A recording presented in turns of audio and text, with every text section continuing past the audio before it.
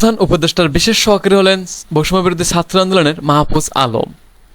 সাবেক ছাত্রলীগ সাধারণ সম্পাদক ইসাক আলীর লাশ মেঘালয় পুলিশের কাছে। সালমান এফ রহমান ও তার ছেলের ব্যাংক হিসাব জব্দ। সুরাসুরিতে সেনাবাহিনী ও পুলিশের মধ্যে সংঘটিত অনাকাঙ্ক্ষিত ঘটনা তদন্ত হচ্ছে ISPR এর। সর্বশেষ থাকছে আমিনুলকে নিয়ে কি লিখেছেন আসিফ নজরুল। দর্শক, এত সময় শুনছেন সংবাদ শিরোনাম, এখন শুনবেন বিস্তারিত। অন্তর্বর্তী সরকারের প্রধান উপদেষ্টা ডক্টর মোহাম্মদ ইউনূসের আরও একজন বিশেষ সহকারী নিয়োগ দেওয়া হয়েছে। তার নাম মাহফুজ আলম। তিনি বৈষম্যবিরোধী ছাত্র আন্দোলনের লিয়াজো কমিটির সমন্বয়ক। মাহফুজ ঢাকা বিশ্ববিদ্যালয়ের আইন বিভাগের 2015-16 শিক্ষাবর্ষের ছাত্র। আজ বুধবার এ বিষয়ে প্রজ্ঞাপন জারি করেছেন জনপ্রশাসন মন্ত্রণালয়। এতে বলা হয়, মাহফুজ আলমকে অন্যান্য প্রতিষ্ঠান ও সংগঠনের সঙ্গে কর্মসম্পর্ক পরিত্যাগের শর্তে প্রধান উপদেষ্টার বিশেষ সহকারী পদে চুক্তিভিত্তিক নিয়োগ দেওয়া হয়েছে। তাকে সচিব পদমর্যাদায় বেতন, আনুষঙ্গিক সুবিধাসহ এই নিয়োগ দেওয়া হয়েছে। যোগদানের তারিখ থেকে প্রধান উপদেষ্টার মেয়াদ অথবা তার সন্তুষ্টির সাপেক্ষে তার এই নিয়োগ কার্যকর হবে। এর আগে 24শে আগস্ট অবসরপ্রাপ্ত লেফটেন্যান্ট জেনারেল আব্দুল হামিদকে প্রধান উপদেষ্টার বিশেষ সহকারী হিসেবে নিয়োগ দেওয়া হয়। তিনি প্রতিরক্ষা ও জাতীয় সংহতি উন্নয়ন বিষয়ক দায়িত্ব পালনে প্রধান উপদেষ্টাকে প্রয়োজনীয় সহায়তা প্রদান করবেন। বিশেষ সহকারী পদে থাকাকালীন আব্দুল হাফিজ উপদেষ্টার পদমর্যাদা, বেতন ভাতা ও আনুষঙ্গিক সুযোগ সুবিধা পাবেন। ছাত্র জনতার আন্দোলনের মুখে 5ই আগস্ট আওয়ামী লীগ সরকারের পতন হয়। এরপর 8ই আগস্ট নোবেল বিজয়ী অর্থনীতিবিদ ডক্টর মোহাম্মদ ইউনূসকে প্রধান উপদেষ্টা করে অন্তর্বর্তীকালীন সরকার গঠন করা হয়। এই সরকারের উপদেষ্টা হিসেবে আছেন বৈষম্যবিরোধী ছাত্র আন্দোলনের 2 সমন্বয়ক মোহাম্মদ নাহিদ ইসলাম ও আসিফ মাহমুদ সজীব ভুয়া। তারা দুজনেই ঢাকা বিশ্ববিদ্যালয়ের শিক্ষার্থী। এত কম বয়সে অন্তর্বর্তী সরকারের উপদেষ্টা হওয়ার মধ্যে দিয়ে বাংলাদেশের ইতিহাসে নতুন নজির করেছেন তারা। ছাত্রলীগের কেন্দ্রীয় কমিটির সাবেক সাধারণ সম্পাদক ও পিরোজপুর জেলা আওয়ামী লীগের সদস্য ইসাক আলী খান পান্না ভারতে পালানোর সময় মারা গেছেন বলে খবর পাওয়া গিয়েছে।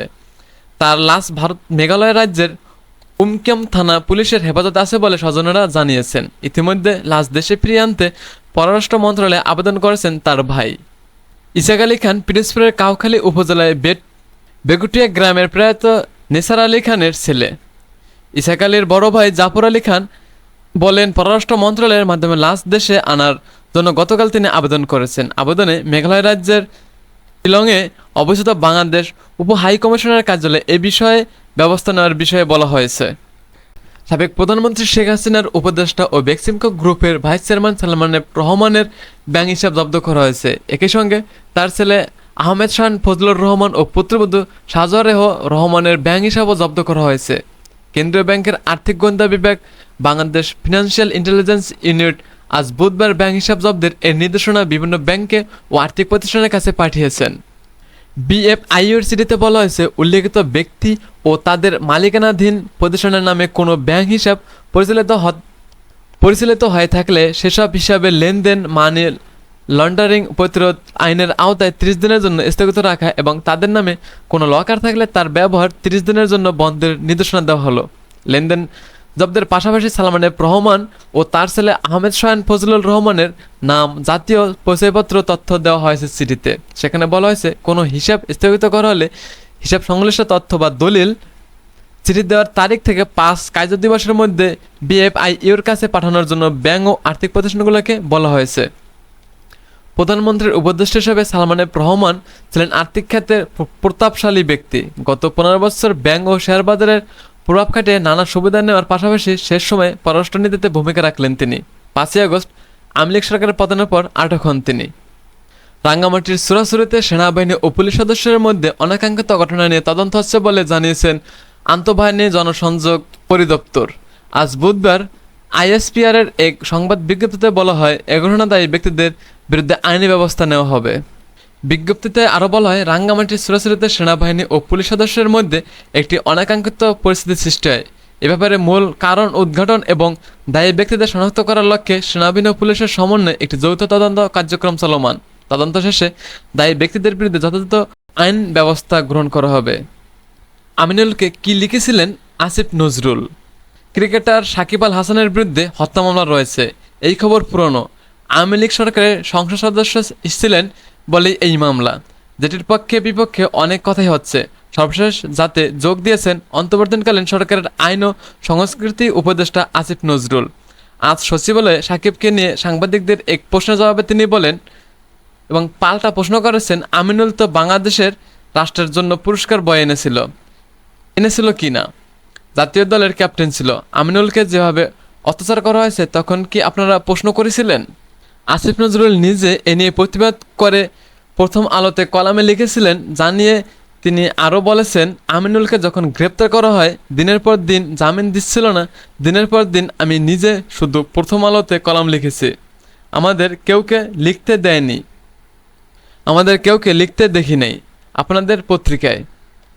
আসিফ নজরুলের দাবি সত্য। পত্রিকায় 2003 সাব ফুটবলে শিরোপাজয়ী বাংলাদেশ দলের গোলরক্ষক আমিনুল হকের হাতকড়া পরা ছবি দেখে তিনি গত বছরের 10 ডিসেম্বর সম্পাদকীয় পতাকায় একটা কলাম লিখেছিলেন, যেটি শিরোনাম ছিল, ফুটবলার আমিনুল কি ভয়ঙ্কর অপরাধী।